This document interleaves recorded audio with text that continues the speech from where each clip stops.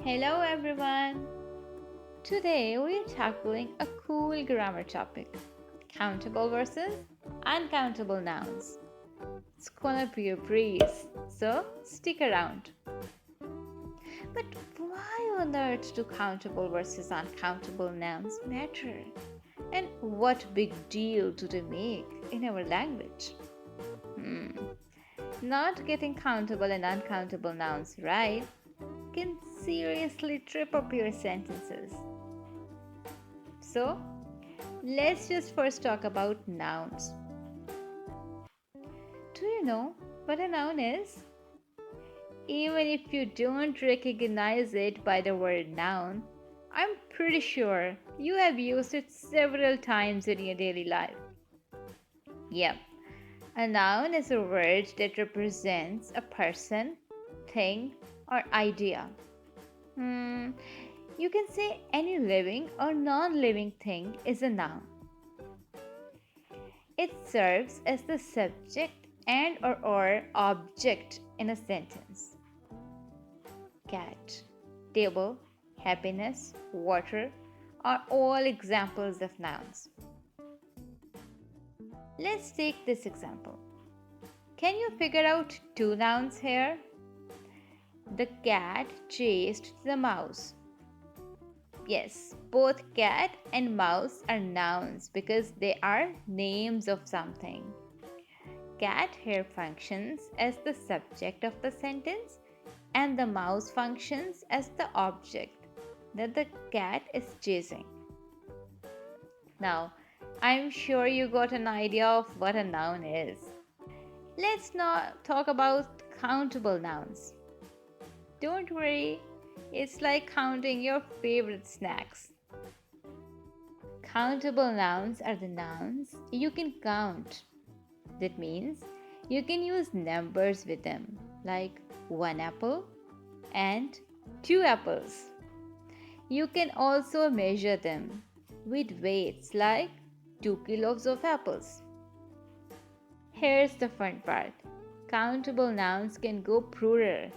Just add an S to the end and you're good to go. Like a car becomes cars. Countable nouns also play nice with verbs. You can use both singular and plural verbs with them. It's like they are flexible. For example, there is one car or there are 5 cars. Last but not least, countable nouns can hang out with a or an.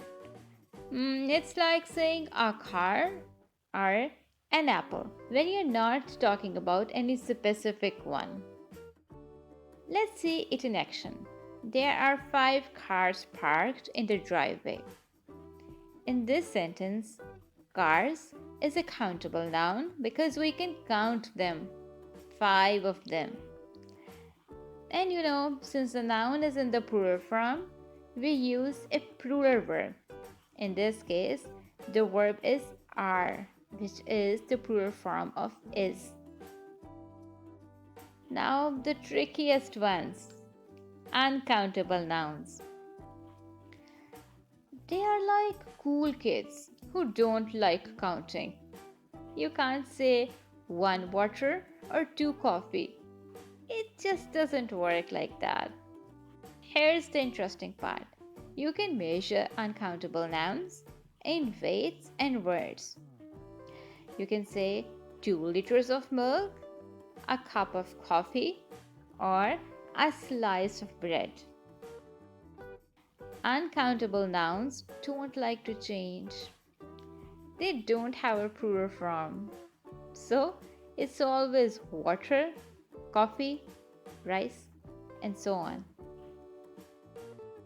These nouns are best friends with singular verbs. You don't say water are or coffee were. It's water is and coffee is. So simple. They're a bit picky about articles too. You don't use a or an with uncountable nouns. But you can use the, means a definite article the, with uncountable nouns. Let's see it in action. Having a cup of coffee in the morning is soothing. In this sentence, you see, coffee is an uncountable noun because you can't count how much coffee there is. But you can describe it in words like a cup of coffee. And coffee is an uncountable noun, so you use is instead of are with it. Means a singular word. Now that we know what countable and uncountable nouns are, how do we differentiate between them? I mean, we have seen how to treat them, but how do we distinguish them? Let me give you some tips. When you feel you can't count a noun, it's highly likely it is uncountable. Just think, can you count hair or sugar? No. Another tip is that uncountable nouns are ideas and feelings like happiness. But it isn't always easy to figure out whether the noun is countable or uncountable.